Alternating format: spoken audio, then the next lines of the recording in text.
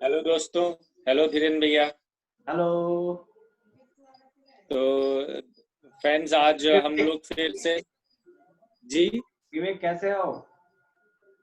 मैं बढ़िया हूँ भैया, आप बताइए, आप कैसा चल रहा है सब कुछ? मेरा भी फर्स्ट क्लास है। अच्छा लगता है तुमसे रोज बात करके, कोई एक नया प्रश्न पूछते हो, काम की बात पूछते हो। It's really good. हम छोटा सा बात, कोई ज्ञान की बात कर लेते हैं। तो कई लोगों जी को भैया। वो चीजें हमें पता नहीं होती, पर पता भी होती, पर वो बैक ऑफ माइंड रहता है। सडनली हम एक दूसरे उस चर्चा में उस बात को सामने लाते करते, हाँ ये हमारे काम की बात थी। नहीं जी तो भैया। That's nice initiative. Best of luck Vivek. जी यस, भैया, व्हाट इज द मुझे भी क्वेश्चन फॉर ऐसे टुडे? छोटे छोटे जो इंटरेक्शन। जी भैया। यस। अटक रहा है थोड़ा सा, लेकिन लेट्स मूव ऑन विद। मैं पूछता हूँ आपसे सवाल, क्योंकि एक है आज जो मैं सवाल पूछने वाला हूँ आपसे, वो काफी लोग उस दौर से गुजर रहे हैं, काफी परेशानियां हो रही हैं।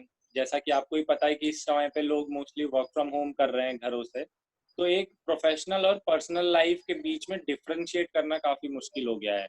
तो आप उसका क्या एक उपाय बता सकते हैं या कुछ सोल्यूशन बता सकते हैं कि लोग कैसे अपने पर्सनल और प्रोफेशनल लाइफ में वो बैलेंस बना पाएं और ज्यादा अच्छे से या खुश होके जीवन जी पाएं? और दूसरा एक और मेरा इसी का एक्सटेंशन में एक सवाल होगा कि जब ये बैलेंस आ जाए लाइफ में, तो जो खुशी की जो दौड़ है, खुशी पाने की जो दौड़ है लोगों की, वो खुशी कैसे पाएंगे लोग जिंदगी में और कैसे खुश हो सकते हैं? ना कि सिर्फ दिखाएं, बल्कि एक्चुअली में अंदर से खुशी पा ले लोग। Yes, that's good, nice question. तो तुम्हारे क्वेश्चन के दो पार्ट है। पहला, प्रोफेशनल एंड पर्सनल लाइफ को कैसे बैलेंस करें, राइट? जी एंड भैया। सेकंड, इसकी खुशी की खोज कब खत्म हो, है ना? जी। ओके। प्रोफेशनल लाइफ हो या पर्सनल लाइफ हो, या हमारे जीवन के कई और भी पहलू होते हैं।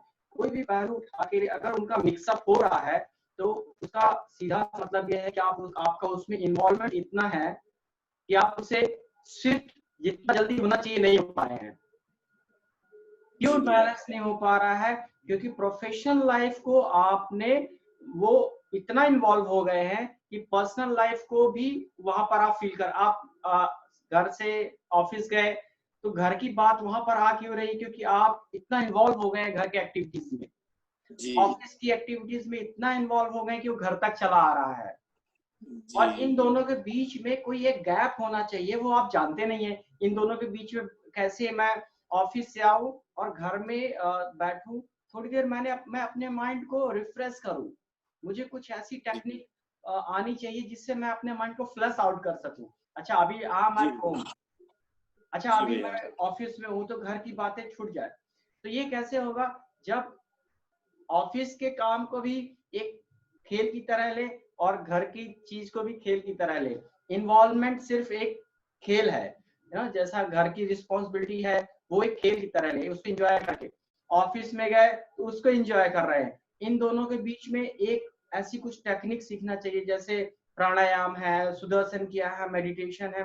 कुछ ऐसा सीखे जो हम अपने सुबह शाम माइंड को फ्लश कर सके। जो मतलब भी एक हम। डिवाइड क्रिएट करने की आप बोल रहे हैं कि एक डिवाइड क्रिएट कर पाए जिससे हम लाइफ में कि यस। अभी यस। प्रोफेशनल। जी। एंड हमें खेल की तरह लेना होगा, चाहे प्रोफेशनल लाइफ हो चाहे पर्सनल लाइफ हो। इनमें ना थोड़ा लाइट होना है। इतना अंदर क्यों घुस जाना है कि जी वो भैया। निकालने में ही उसकी बड़ी दिक्कत हो जाए। यू नो दिस जी इज जी फर्स्ट जी। थिंग। सेकंड जी थिंग कि खुशी की खोज कैसे खत्म हो, राइट? यू नो जी। इस संसार में कोई भी ऐसा प्राणी नहीं है या कोई इंसान नहीं है जो कोई भी काम दुखी होने के लिए करता है। हर एक कदम, हर एक काम का लक्ष्य खुशी है। तुम मुझसे कुछ खुशी। प्रश्न पूछ रहे हैं विवेक, आप मुझसे पूछ रहे हैं, मैं आपको कुछ बता रहा हूँ। इसके पीछे का बैक ऑफ द सीन है कि हमें खुशी मिले। एक आतंकवादी भी गोली यही इसलिए मार रहा है कि उसको खुशी मिले। कोई आत्महत्या कर रहा है, उसकी भी खोज यही है कि मुझे खुशी मिले। जी भैया। दुखी होने के लिए कोई भी काम कोई नहीं करता इस संसार में, जी भैया। है ना? लेकिन बात यह है कि खुशी को तीन तरह से हम देख सकते हैं। हम अपने नॉर्मल रूटीन में खुशी को, प्रसन्नता को तीन जगह ढूंढते हैं: व्यक्ति, वस्तु, परिस्थिति। हम जी भैया। व्यक्तियों को हासिल करके खुश होना चाहते हैं, हम वस्तुओं को हासिल करके खुश होना चाहते हैं, हम कुछ परिस्थिति अनुकूल बना के खुश होना चाहते हैं। पर आई टेल यू विवेक, व्यक्ति वस्तु परिस्थिति में जब तक अपनी खुशी को कंडीशंस किया, तब तक बात बनने वाली नहीं है। जी भैया। तो क्या करना चाहिए, कुछ ऐसी चीज पर हमें फोकस करना चाहिए, खोज करना चाहिए, जो वो खुशी कभी खत्म नहीं हुई ना। ये व्यक्ति वस्तु परिस्थितियां वाली खुशी कुछ समय के लिए आपको सुख देंगी, लेकिन जी वो भैया, खत्म भी होने वाली है। ये बहुत जरूरी है। ऐसा लगता है भैया आजकल की दुख तो चलते ही जा रहे हैं और खुशी आई और खत्म हो गई। ऐसा बहुत लोग, मुझे होपफुली मुझे ऐसा लगता है कि बहुत सारे लोग ऐसा सोचते होंगे कि अच्छा जो टाइम है वो जल्दी बीत जाता है, तो वही वो बकेट को कैसे रिफिल करते रहे, उसकी कुछ बताएं उसके मैं लिए। वही बोल रहा हूँ, व्यक्ति वस्तु परिस्थिति से जब तक अपनी खुशी को जोड़ के रखा, तब तक बात बनने वाली नहीं है। तो जोड़े किससे? व्यक्ति वस्तु परिस्थिति से नहीं जोड़ा तो फिर किससे जोड़े? जी। सोर्स, हमारा जो सोर्स है, हमारी सोर्स क्या है? हमारा सोर्स है खुशी। वो सोर्स से कनेक्ट होना पड़ेगा। ये थोड़ा बात समझने लायक है विवेक।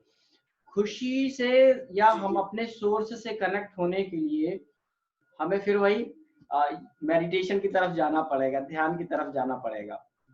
जी भैया। वो खुशी, उसका जो तृप्ति है, वो जीवन से कभी खत्म नहीं होगा फिर। यस, इस पे और भी डिटेल में हम और बात करेंगे। बस इतना जान लेना चाहिए कि व्यक्ति वस्तु परिस्थिति से हट के हमें अपने सोर्स की तरफ चलना होगा। वो खुशी, वो जॉय कभी खत्म नहीं होगा, है ना। Art of living art of living का जो हैप्पीनेस प्रोग्राम है, सुदर्शन क्रिया है, वो एक ऐसी टेक्निक है जो हमें अपने सोर्स से कनेक्ट करता है। लोग पूछते हैं विवेक कि सुदर्शन क्रिया में ऐसा क्यों अच्छा लगता है, क्यों इतना फील अच्छा होता है, ऐसा है क्या? वो ठीक है, वो सुदर्शन क्रिया ऐसी टेक्निक है, बट वो सुदर्शन की टेक्निक करने के बाद ऐसा क्यों होता है, इतना अच्छा क्यों लगता है? सीधा सा आंसर है विवेक, वो टेक्निक सुदर्शन क्रिया हमें अपने सोर्स से कनेक्ट करती है ना। जी भैया, ये तो मैंने खुद भी एक्सपीरियंस किया है। मतलब मैं कह सकता हूँ ये कि सुदर्शन क्रिया का जो एक्सपीरियंस होता है वो आप बता नहीं सकते दूसरों को। हम कोशिश तो कई बार करते हैं बताने की, जब कोर्स के लिए भी बातें होती हैं कभी नए किसी इंसान से, लेकिन हम उनको बता नहीं पाते कि वो क्या एक्सपीरियंस करने वाले आगे जाके। तो मुझे लगता है सबको एक बार खुद से एक्सपीरियंस करना चाहिए जरूर से।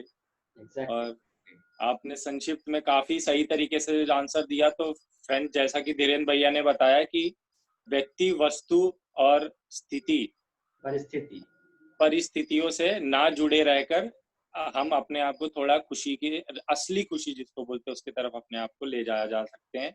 और पर्सनल और प्रोफेशनल लाइफ को डिवाइड बनाने के लिए मेडिटेशन का सहारा बताया उन्होंने, सुदर्शन क्रिया का सहारा बताया और व्यायाम का। तो होपफुली आप लोगों को आज का सेशन अच्छा लगा होगा। हम लोग फिर मिलेंगे अगले माइंड मैटर्स के सेशन में। थैंक यू धीरेन्द्र भैया। Thank you Vivek, thank you.